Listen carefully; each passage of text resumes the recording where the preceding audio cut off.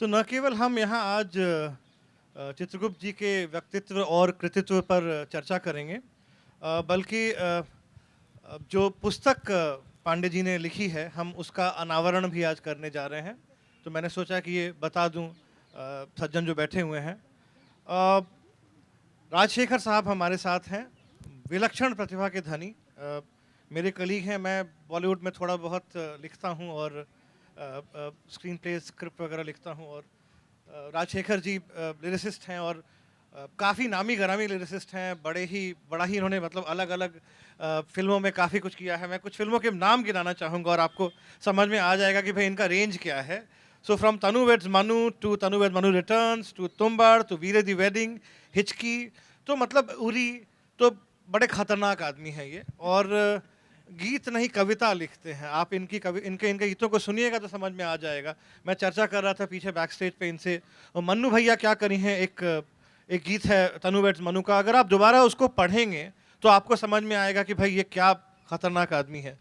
और thank you.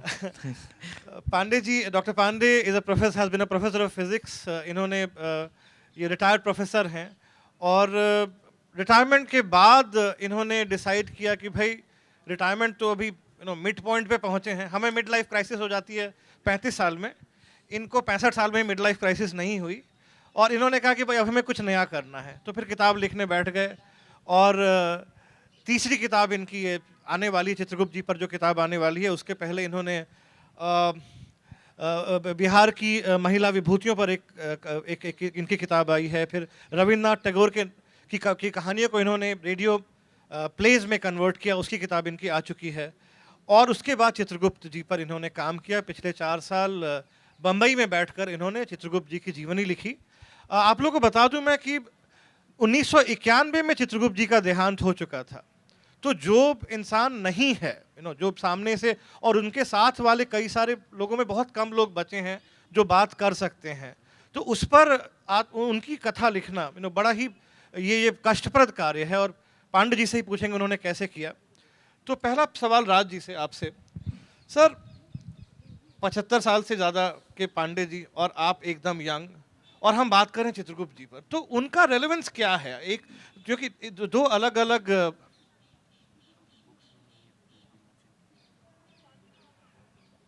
Sorry माफ कीजिएगा, दो अलग अलग आप उम्र को आप बिलोंग करते हैं, कहीं बीच में मैं आता हूं, तो रेलेवेंस क्या है सर आपके जनरेशन में चित्रगुप्त जी का या उनके तरह के लोगों का? तो इतने अच्छे परिचय के लिए बहुत शुक्रिया। और वैभव बहुत ही हम्बल और मॉडेस्ट इंसान है। इनके पास एक वो चीज़ है, मतलब बुद्धि के अलावा जो कि मेरे पास नहीं है, वो है इनके पास हाल में ही एक ताज़ा एक फिल्म फेयर मिला है इनको। तो बहुत तो मॉडेस्ट है ये। और आपने बहुत सही बात कही। जब मुझे तो मैं असल बात बताता हूँ क्या है, कि यहाँ पे होना था स्वानंद किरकिरे साहब को, पर उनकी या तो फ्लाइट लेट है या वो किसी फंक्शन में बिजी हैं, अब आ चुके हैं शायद। तो पर मुझे जब पता चला कि मुझे इस कार्यक्रम में होना है, तो मैं पहले बहुत ज़्यादा एक्साइटेड नहीं था। मैंने ठीक है, एक बुक लॉन्च, चलो कोई बात नहीं। फिर जब मुझे पता चला कि अच्छा चित्रगुप्त जी के बारे में है, और जब मुझे इनके बारे में पता चला, सर आपसे एक दिक्कत है, उसके बारे में बाद में जिक्र करेंगे हम। तो मैंने कहा कि चलो ये बहुत इंटरेस्टिंग सत्र हो सकता है। मैं 2006 में बॉम्बे आता हूँ, बिहार से दिल्ली के रास्ते, और संघर्ष की तमाम स्मृतियाँ मेरे दिमाग में है कि फुटपाथ पे सोना पड़ेगा या जो भी है। पर मुझे पता चलता है कि 1946 में एक आदमी बॉम्बे, उससे पहले आके एक आदमी यहाँ पे 1946 में उनकी पहली फिल्म आती है बतौर संगीतकार, 60 साल पहले, मेरे आने से 60 साल पहले वो बिहार से एक इंसान आते हैं और बॉम्बे में अपनी पहली फिल्म में बतौर गीतकार स्थापित होते हैं। एक तो ये बहुत इंटरेस्टिंग बात है। दूसरी बात जो आपने कही कि रेस्निक हैलिडे और H.C. वर्मा जो हमारे पुराने दुश्मन हैं ना, थ्योरी ऑफ रिलेटिविटी और ग्रेविटी, और तो हमने लगा कि सर से आज ना बहुत सारे परेशान करने वाले सवाल पूछेंगे, क्योंकि इन्होंने भी बहुत पूछे हैं क्लास में हमें, तो इसलिए भी मैं आ गया यहाँ पर। तो सर मतलब ये इसी से शुरू करते हैं कि आप तो चांद में 1/6 ग्रेविटी देखते हैं, और यहाँ पर एक संगीतकार है जिसके गाने में एक रात में 2-2 चांद खिले। तो ये कैसे, क्यों चित्रगुप्त ही क्यों?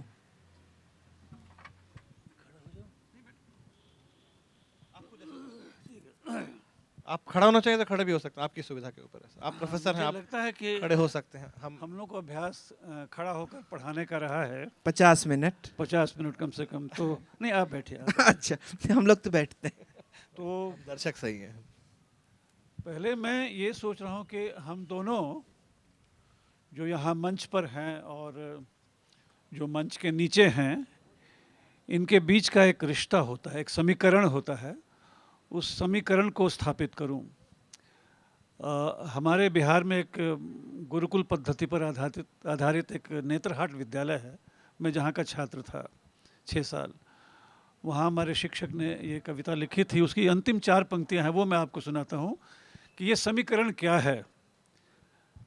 थोड़ी देर के लिए हम लोगों को आत्मा मान लीजिए, और आप जो वहाँ बैठे हैं प्रेक्षागृह में, प्रेक्षागृह ही कहूँगा इसको, वो परमात्मा है।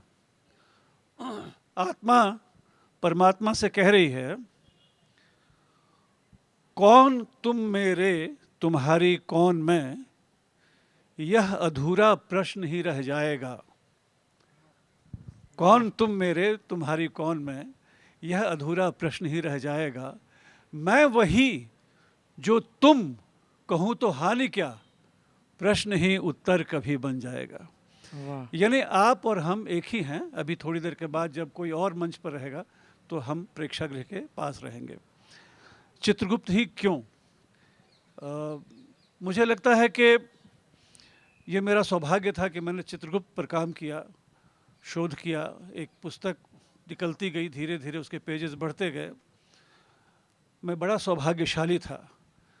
चित्रगुप्त एक आदमी तो थे ही, वो जादूगर थे संगीत के, और उनमें देवत्व भरा हुआ था। ये धीरे धीरे मुझे स्पष्ट होता गया।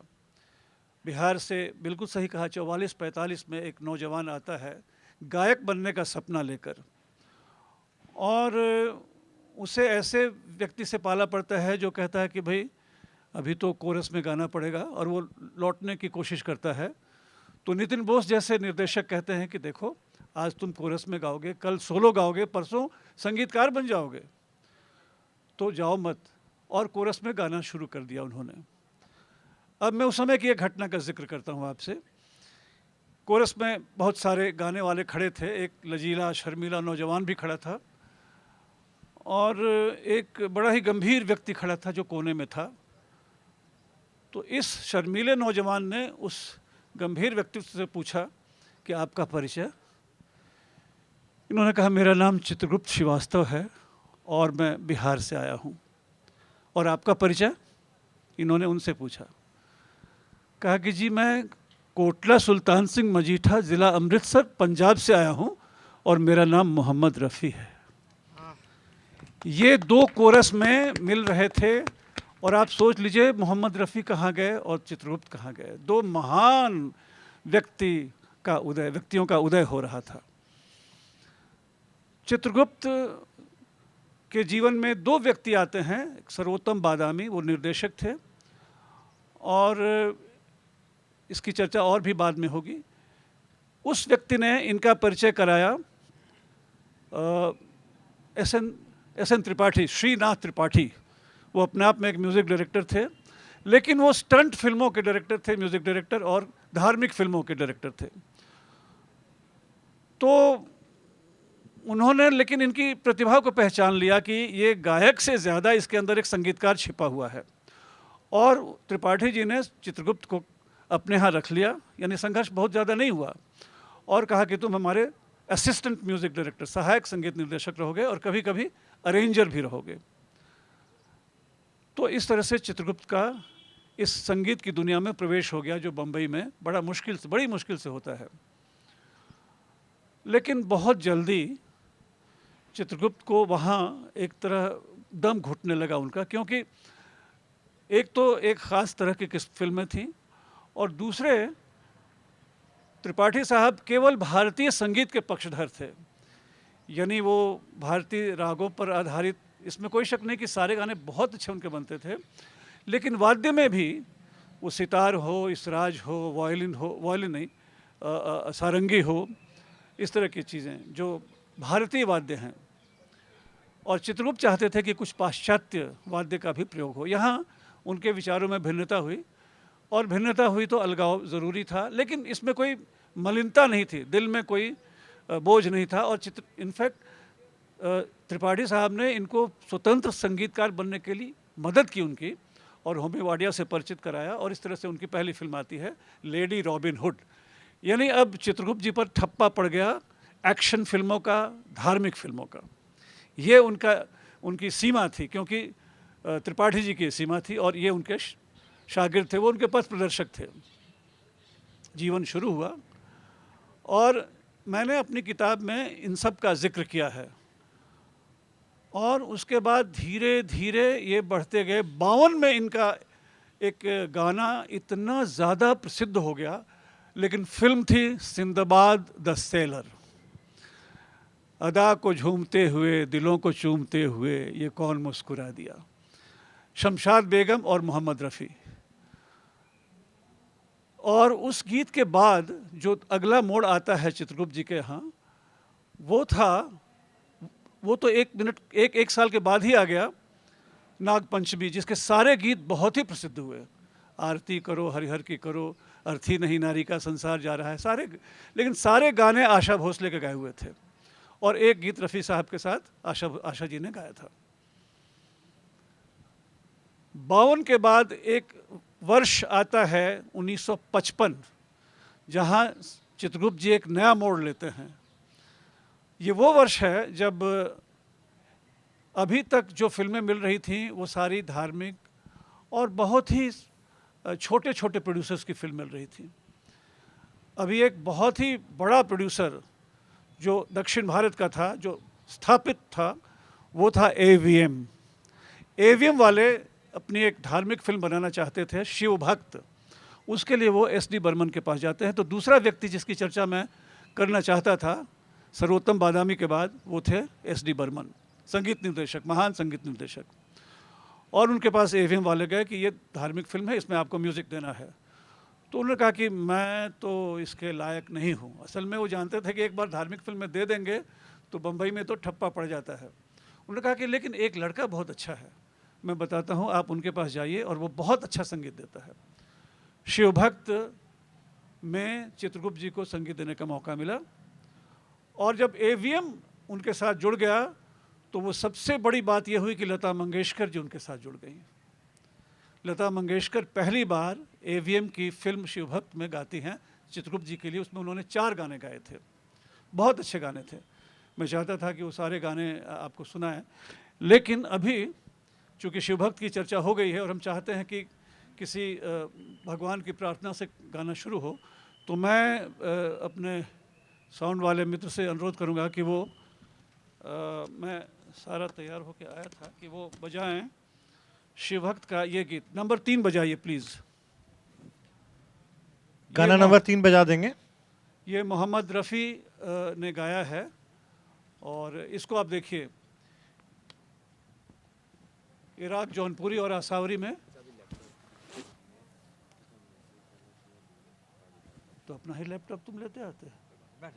लैपटॉप की परेशानी हो रही है, ठीक है, कोई बात नहीं। तो आप बैठिए, मैं आप जब लैपटॉप आपका बन जाता है बता दीजिएगा, मैं तब तक कुछ दूसरी चर्चा कर लेता हूँ।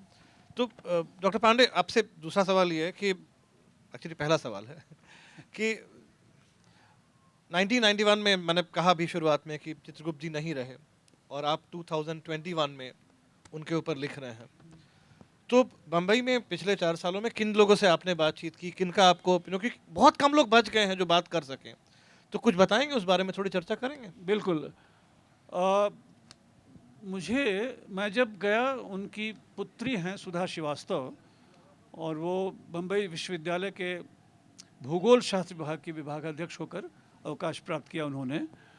तो उनके यहाँ आनंद जी भी थे, उनके बड़े बेटे आनंद और मिलिंद उनके बेटे, ये तो आप जानते होंगे। आनंद बैठे थे और उनसे मैंने सवाल करना शुरू किया, क्योंकि ये शोध करना था, चित्रगुप्त जी के बारे में जानना था। तो परिवार तो समझ में आ रहा है कि परिवार वालों ने मदद की होगी, पर उसके अलावा मैं बताता हूँ जी। तो उन्होंने कहा कि बाकी आप उदय भागवत जी से पूछ लीजिएगा। उदय भागवत एक ऐसा व्यक्ति, एक ऐसा नाम जो चित्रगुप्त जी के बहुत निकट, उनके बेटे की तरह। और उदय भागवत के साथ जो मेरी बातचीत हुई, समझिए कि उस शोध का पूरा ही मुझे वहाँ से सारी सामग्री मिल गई। उदय भागवत के साथ एक साक्षात्कार भी इस किताब में है, और उनके अलावा जिन लोगों का साक्षात्कार है उनमें मैंडोलिन, इनके चित्रगुप्त के एक म्यूजिशियन थे,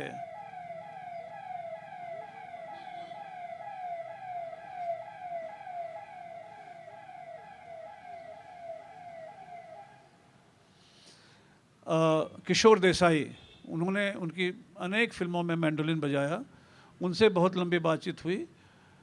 मेरी बातचीत लक्ष्मीकांत प्यारेलाल जी हैं, उनसे बातचीत हुई। मेरी बातचीत कल्याण जी आनंद जी हैं, उनसे हुई। मेरी बातचीत हरिप्रसाद चौरसिया जी, आप जानते हैं बांसुरी के आज विश्वविख्यात बांसुरी वादक।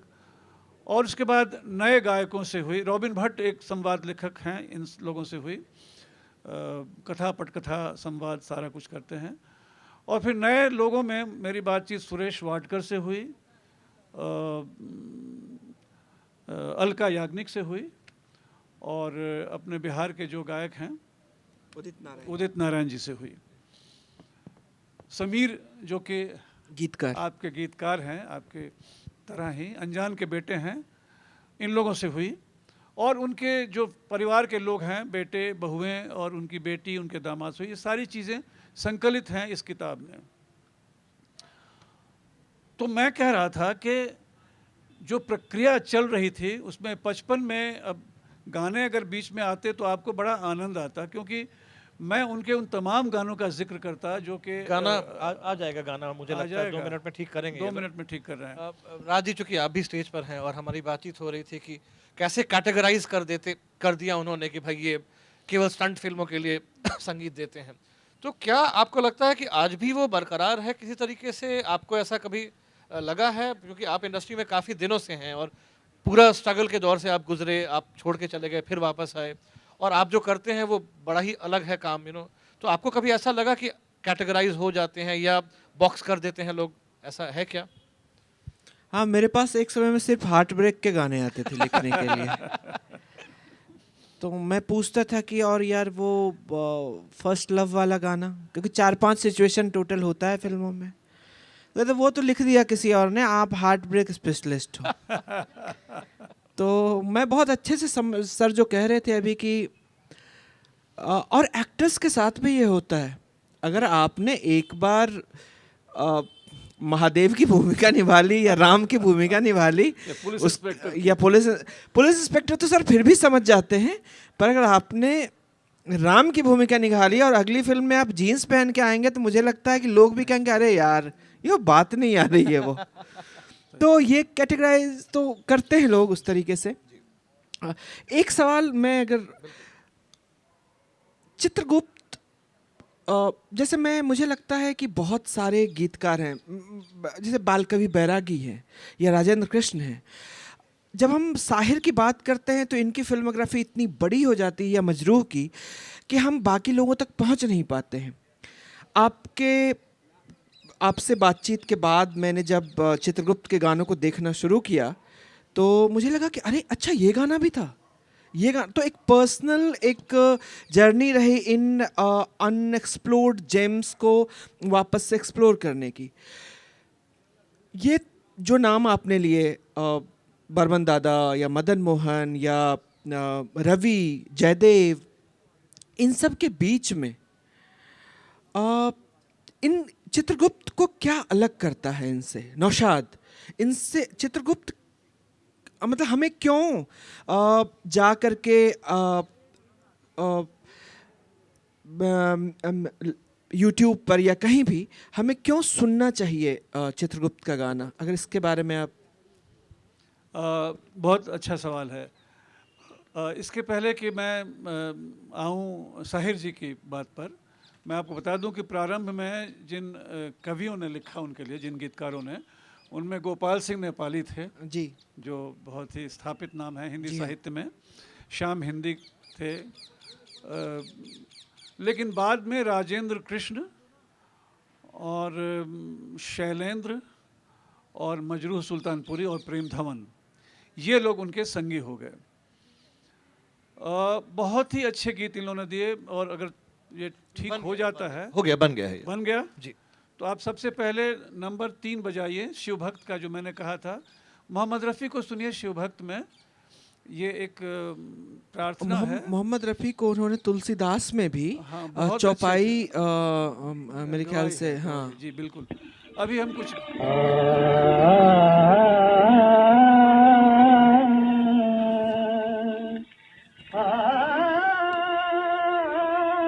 शिव शंकर मिल गए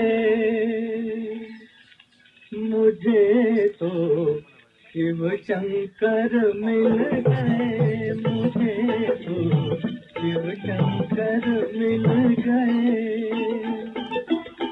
किया न जप तप तीर्थ न घूमा, किया न जप तप तीर्थ न घूमा, अपने ही घर मिल गए, ओ अपने ही घर मिल गए मुझे तो, शिव शंकर मिल गए मुझे तो। Thank you. शिव शंकर रोक दीजिए प्लीज।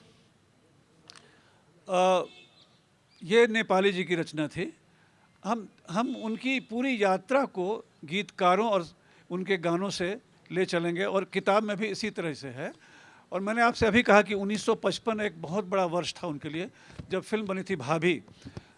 मैं चाहूँगा कि ये गीत मैं आपको सिर्फ मुखड़े सुनाऊंगा, अभी समय नहीं है कि मैं पूरा गीत सुनाऊं, मगर ये गीत आप सुनिए, जो कि मेरे लिए तो सिग्नेचर ट्यून है चित्रगुप्त का। फिल्म भाभी का ये गीत है। नंबर 4 बजाइए।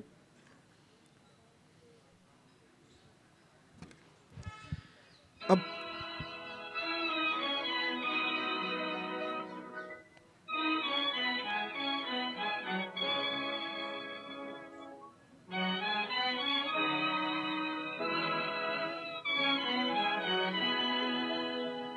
चल उड़ जा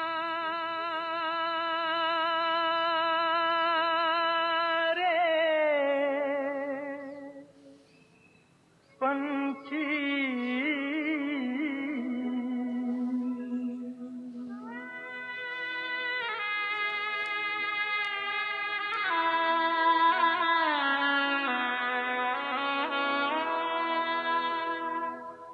चल उड़ जा रे पंछी के अब ये देश हुआ बेगाना, चल उड़ जा रे पंछी।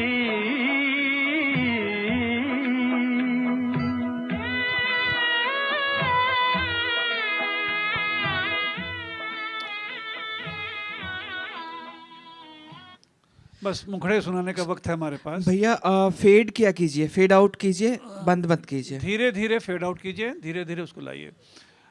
इसी फिल्म का एक और गीत मैं सुनाना चाहूँगा, और उससे भी आप परिचित होंगे। ये वो गीत है जिसने मुझे प्रेरित किया चित्रगुप्त पर लिखने के लिए, क्योंकि मुझे अब तक मालूम था कि राज कपूर के गाने बहुत पॉपुलर हैं बाहर में। मैं आवारा हूँ, इसके बारे में मैंने सुना था, आवारा हूँ। लेकिन यह गीत भी मैंने विदेशी गायकों के मुंह से सुना है, और वो गीत आप बजाएंगे, और ये गीत है नंबर 4। 4 नंबर बजाएंगे जरा। 4 बजा है अभी। 4 बजा, सॉरी 4 4 बजा, बजे सॉरी सॉरी। 5 sorry number 5। 5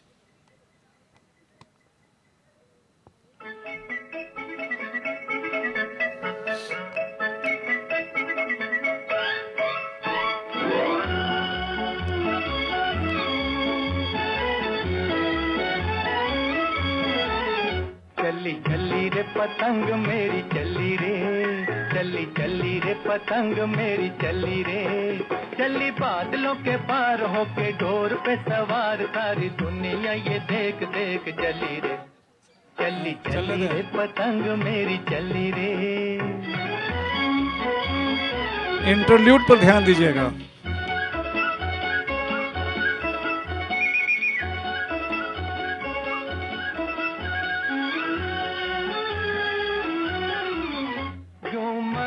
हवा में लहराए जैसे उड़न खटोला उड़ा जाए, यूं मस्त हवा में लहराए जैसे उड़न खटोला उड़ा जाए।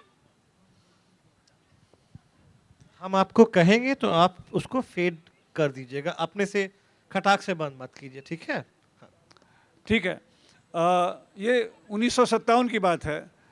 पहली बार लता और रफ़ी एक साथ गा रहे थे। ये बहुत लंबा एसोसिएशन चला इन लोगों का, और लता जी के साथ पहली बार चित्रगुप्त जी का संपर्क हुआ, जो ज़िंदगी भर बना रहा। और लता जी चित्रगुप्त को बहुत मानती थी। मेरी किताब में भी आप देखेंगे, साथ में हमने उनकी तस्वीर दी है। इस किताब के लिए मुझे लता जी का आशीर्वाद मिल गया, उनके पैड पर मुझे उनके संदेश मिल गए। ये बहुत बड़ा काम हुआ। और इस गीत के लिए विशाल भारद्वाज जी ने फॉरवर्ड लिखा, तो मैं बहुत और इसका क्रेडिट अच्छा, एक बात मुझे बताइए सर, ये लता मंगेशकर और मोहम्मद रफ़ी इसके पहले कभी उन्होंने साथ गाना नहीं इनके साथ तो नहीं गाया था। अच्छा। पहली बार। एक और गीत मैं सुनाऊंगा 1957 का ही, आप कृपया बजाएं, नंबर 6। ये मैं एक बात बता दूं, आप इनके इंटरल्यूड्स को भी देखिएगा कि कौन सा वाद्य बज रहा है, कब वायलिन है, कब मैंडोलिन है, कब सितार है, और मिठास। कि जब होती है आधी रात, कौन भंवरा बन के चुपचाप तेरी बगिया में आता है, चुरा के तेरा मन ले जाता है, चलिए तुमसे पूछूंगा।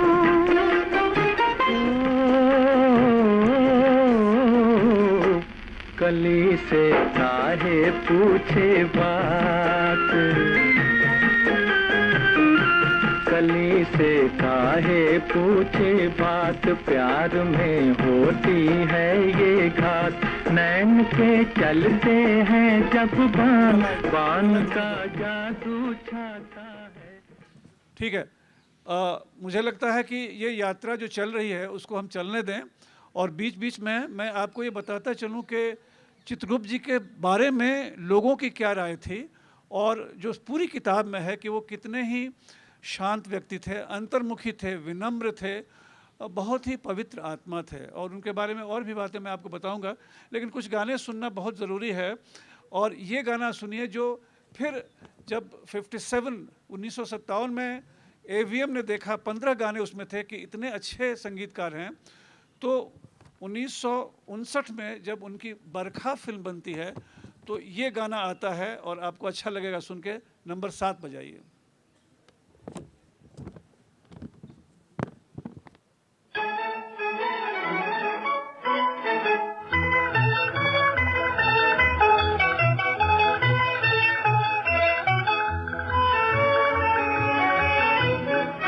तड़पाओगी तड़पा लो, हम तड़प तड़प कर भी तुम्हारे गीत गाएंगे, ठुकराओगे ठुकरा लो, हम ठोकर खा कर भी तुम्हारे दर पे आएंगे, तड़पाओगे तड़पा लो।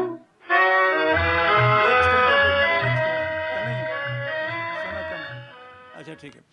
इसी फिल्म का एक और गाना है, और वो भी आपको अच्छा लगेगा सुन के, और ये है नंबर 8।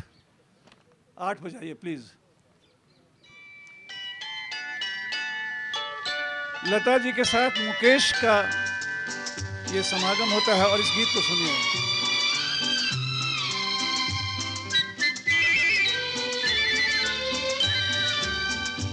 एक रात में दो दो चांद खिले, एक घूंघट में एक बदली में, एक रात में दो दो चांद खिले।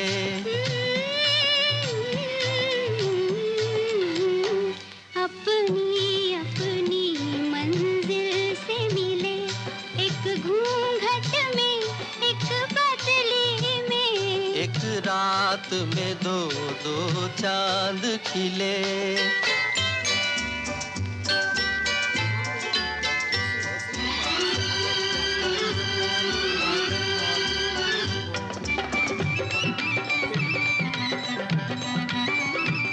बदली का वो चांद तो सबका है, घूंघट का ये चांद तो अपना है।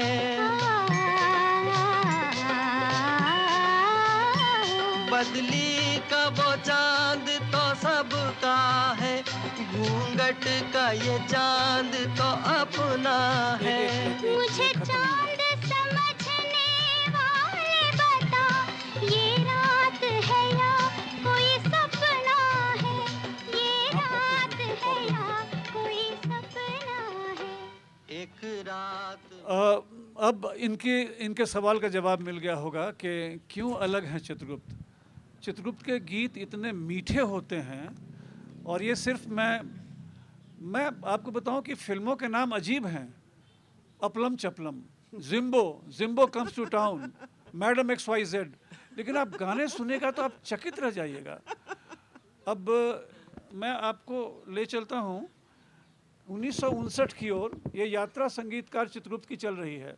देखिए, किसी भी व्यक्ति की कृति ही उसका परिचय होती है। ये हम कृति देख रहे हैं। मैं आपसे निवेदन करूंगा कि न सिर्फ आप गानों की धुनों पर ध्यान दीजिए, बल्कि गानों के बीच में जो इंटरल्यूड्स हैं, कब वो मैंडोलिन बजाते हैं, कब वो सितार बजवाते हैं, कब वो शहनाई बजवाते हैं, कब वायलिन बजवाते हैं, ये कॉम्बिनेशन जो छोटे, बहुत ही कम स्प्लिट ऑफ सेकंड का भी हो सकता है या 2-4 सेकंड का हो सकता है, उसको देखिए। और 1959 का ज़माना आया, और ये मुझे लगता है जेनिथ था, एपिक था चित्रगुप्त के जीवन में। 10 फिल्मों में उन्होंने म्यूज़िक दिया उस साल। एक गीत आपको सुनाता हूँ मैं। इस फिल्म का नाम है गेस्ट हाउस। कृपया 9वां गीत बजाइए, 9th। ये सभी लोकप्रिय संगीत है।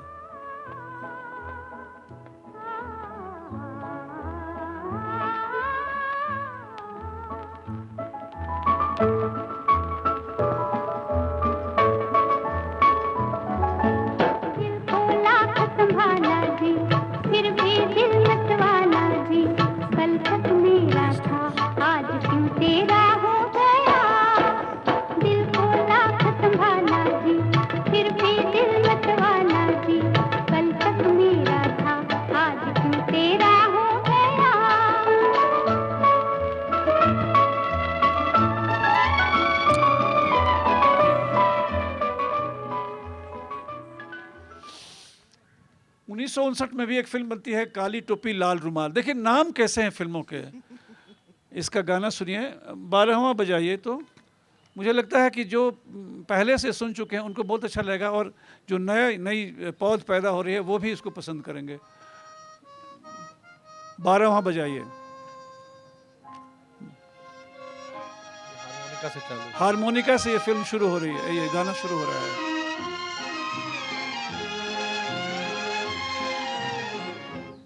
लागी छूटे ना अब तो सनम, लागी छूटे ना अब तो सनम, चाहे जाए जिया तेरी कसम, लागी छूटे ना अब तो सनम। हाँ, धीरे धीरे धीरे करके अब आप 13 और 14 को एक एक लाइन बजा दीजिए। अभी देखिए क्या फड़कता हुआ नगमा है, जरा सा देखेंगे इस गाने को। देखिए आगा और कुमकुम पर ये पिक्चराइज्ड है, काली टोपी लाल रुमाल में।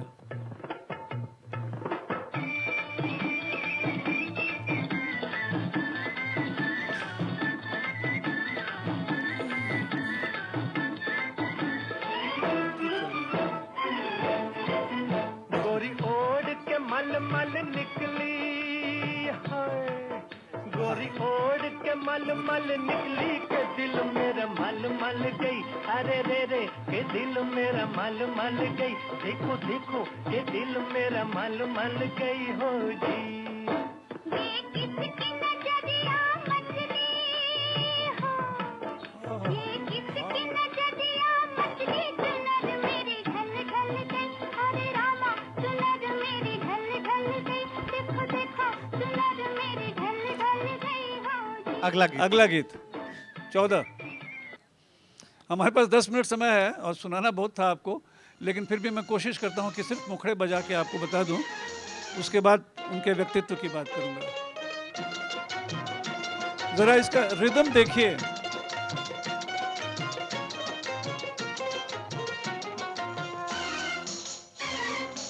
इंटरल्यूड साउंड दीजिएगा। साउंड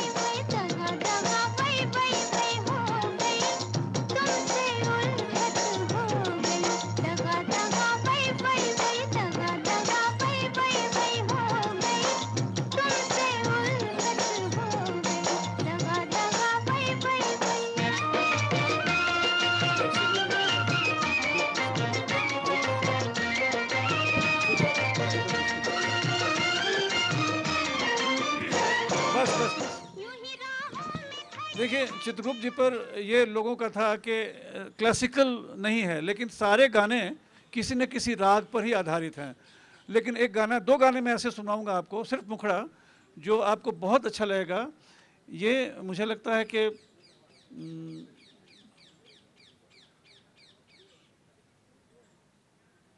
माने ना मनमोहन, मैडम XYZ नाम फिल्म का देखिए और ये गाना सुनिए।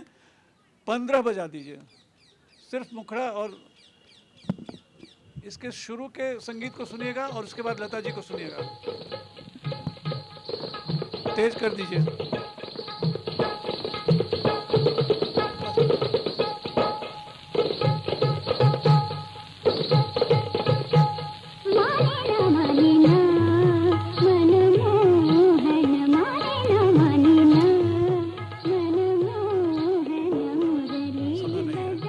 चलिए ठीक है, इसको बंद कीजिए। सर एक बात मैं कहना चाहता हूँ, वो गाना बजवाइए जिसमें हमारी और उनकी बिरादरी की लड़ाई हुई थी।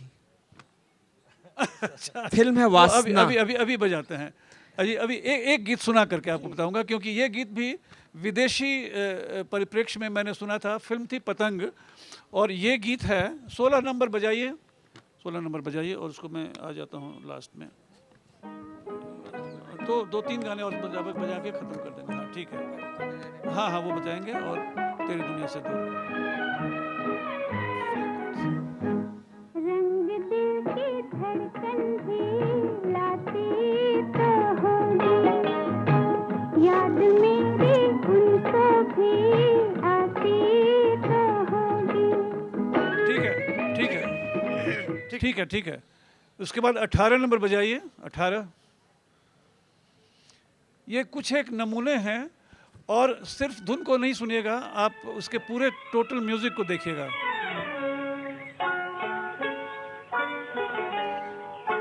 मैंडोलिन। तेरी दुनिया से दूर चले हो के मजबूर, हमें याद रखना। तेरी दुनिया से दूर चले हो के मजबूर, हमें याद रखना। जाओ कहीं भी बस 2 गाने और। एक गीत जो मुझे सबसे अच्छा लगता है, और मुझे लगता है कि विश्व के कुछ अच्छे गीतों में अगर मैं नाम लूँ, जहाँ मोहम्मद रफ़ी हैं, चित्रगुप्त हैं, तो वो गीत है 20 नंबर बजाइए। 29 नंबर। फिल्म थी ऊंचे लोग। 29।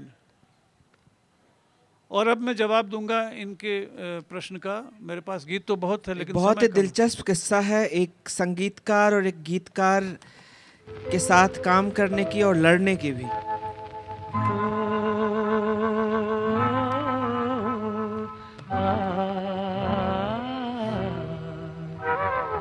जाग दिल दीवाना, रुत जागी बस ले यार की जागी बस ले यार की बसी हुई जुल्फ में आई है सबा प्यार की एक हाँ, जोड़ी हमारी दिल दीवाना रोते जागी बस ले यार बस की। ये काफ़ी है, काफ़ी है। अब मैं आपकी बात का जवाब दे दूं, लेकिन उसके पहले वैभव एक चर्चा कर रहे हैं। देखिए, उन्होंने सब तरह के विविधता इतनी है कि मैं अब क्या बताऊं, इतने कम समय में दे नहीं सकता। लेकिन पाश्चात्य और हिंदुस्तानी संगीत का एक सम्मिश्रण उन्होंने दिया था औलाद फिल्म के लिए। ये गीत है 32वां, 32। Please play 32। इसकी भी एक कहानी है जहां महमूद चाहते नहीं थे कि इस गाने को करें, लेकिन अरुणा ईरानी ने उनको मनाया, क्योंकि वो पड़ोसन भी कर रहे थे उसी समय। ये सुनिए, साउंड दीजिएगा जरा। साउंड दीजिए।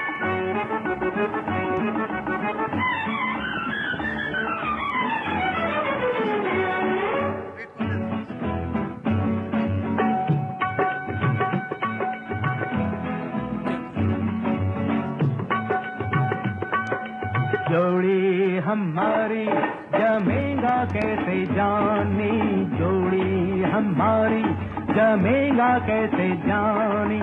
हम तो है अंग्रेजी, तुम लड़की हिंदुस्तानी। तुमको भी मुश्किल मुझे भी परेशानी, तुमको भी मुश्किल मुझे भी परेशानी। बात मानो सैया बन जाओ हिंदुस्तानी। हाँ, बस एक बात जो मैं राजशेखर जी को कहना चाहता हूँ। ये गीतकार हैं और गीतकार और संगीतकार का अन्योन्याश्रय संबंध होता है, लेकिन कई बार बहुत झगड़े विद इन इन्वर्टेड कॉमर्स वो भी होते हैं। साहिर लुधियानवी बड़े क्रांतिकारी शायर थे और इन्होंने सबके लिए संगीत दिया था, साहिर जी के साथ नहीं दिया था।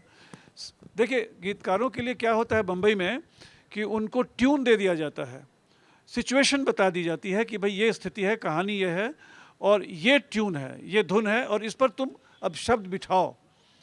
बल्कि अनाप शनाप शब्द दे करके उनको सुना दिया जाता है और उस पर वो स्थिति के मुताबिक बनाते हैं। साहिर जी ने कहा कि भाई मैं तो बिल्कुल ऐसा नहीं करूँगा और मेरे नज़्में हैं, जिसको लेना हो लो, नहीं लेना हो मत लो।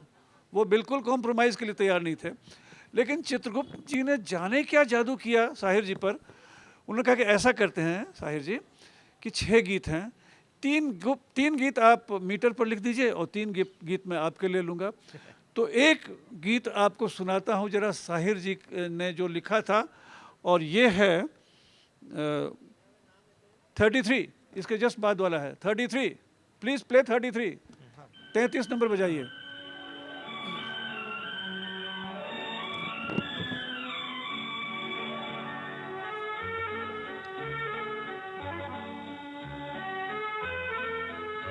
थोड़ा सा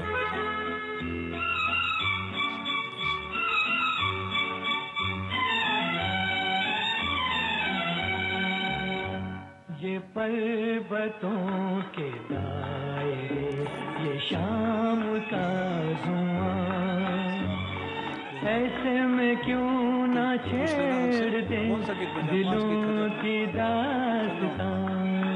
वो छोड़ दें, ये पर्वतों की रफ़ी वाला छोड़ दें जो बिछोह का गीत था। ठीक।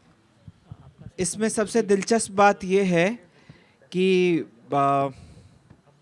ये पहले धुन बनी थी और इसके ऊपर साहिर ने लिखा था और बाद में उन्होंने भी कहा कि हाँ आप सही कह रहे हैं कि कभी कभी धुनों पे लिखना भी से भी अच्छे गाने बनते हैं। अच्छा, तो अभी मुझे बोला जा रहा है कि ख़त्म करना है, तो चूंकि आपने इतनी बड़ी पुस्तक लिखी है तो बस एक सवाल करूंगा कि केवल हिंदी के अलावा उन्होंने बाकी भाषाओं में भी लिखा था? नहीं, भोजपुरी फिल्मों को तो उन्होंने शुरू ही किया। गंगा मैया तो है पेरी चढ़ेबो 1962 में बना और उसमें लिखा तो उसका एक अगर कुछ हमें बता दीजिए। हम एक भौजी का गीत सुनाएंगे आपको जो काफ़ी लोकप्रिय गीत है जी, जो भी। और ये बजाएंगे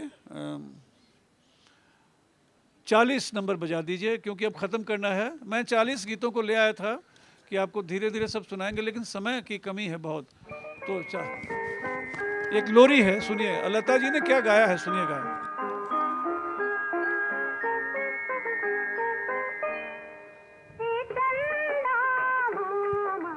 अरे अब क्या बात है। आव सोना के कटोरिया में दूध भात ले आव बबुआ का मुहुआ में घुटू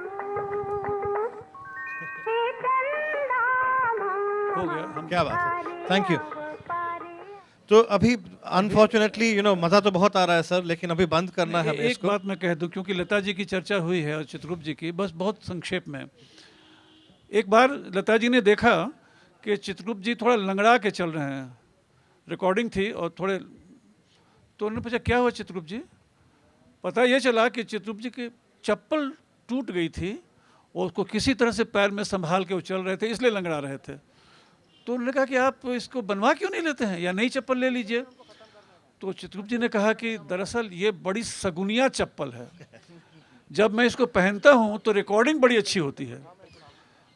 तो लता जी ने कहा कि अच्छा, तो अपनी धुनों और मेरे स्वर पर आपको भरोसा नहीं है। तो दूसरे दिन से ही नई चप्पल आ गई। ऐसे बहुत सारे एनेक्डोट्स हैं। मैं क्या बताऊं, समय की इतनी कमी है। जी। एक चीज़ बताऊंगा कि चित्रगुप्त जैसा व्यक्तित्व कम होता है। वो डबल एमए थे, इकोनॉमिक्स से भी एमए थे और जर्नलिज्म में भी पीजी उन्होंने किया था। ऐसे व्यक्ति को तो उदय भागवत जी ने कहा कि कहीं वाइस चांसलर होना चाहिए था। और दूसरी चीज़ ये कि चित्रगुप्त जी ने कभी भी घमंड नहीं किया, कभी किसी की शिकायत नहीं की। ऐसे व्यक्ति बहुत कम होते हैं, देवत्व उनको प्राप्त था, सबने यही पांडे जी, कहा। मुझे ऐसा लगता है कि ये, सॉरी मैं आपको रोक रहा हूँ, लेकिन किताब के माध्यम से इस बात की जानकारी मिल जाएगी, क्योंकि वक्त का थोड़ा सा अभी कमी है। मैं देख रहा हूँ दिव्य प्रकाश दुबे आए हुए हैं यहाँ पे। दुबे जी को आप लोग जानते हैं, बहुत नामी गरामी आजकल ये हमारे साहित्यकार हैं, लेखक हैं, मेरे छोटे भाई हैं। तो चित्रगुप्त जी का जो स्ट्रगल था, वो स्ट्रगल कहीं ना कहीं ये सारे लोग जो हैं, दिव्य और दिव्य के साथ जो हिंदी में अभी लिख रहे हैं लोग, ये वही स्ट्रगल कर रहे हैं, राज वही स्ट्रगल कर रहे हैं कि हिंदी भाषा में अच्छी चीज़ अपनी भाषा में आगे लाई जाए और छोटे शहरों से आकर बड़े शहरों में खुद को स्थापित किया जाए।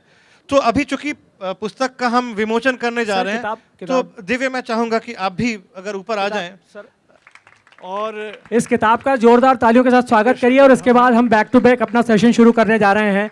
मैं अतिथियों से निवेदन करूंगा कि वो दर्शक दीर्घा में अपना स्थान ग्रहण करें और एक बार फिर से मैं पांडे जी का, विशाल जी का और राजशेखर जी का बहुत आभारी हूं।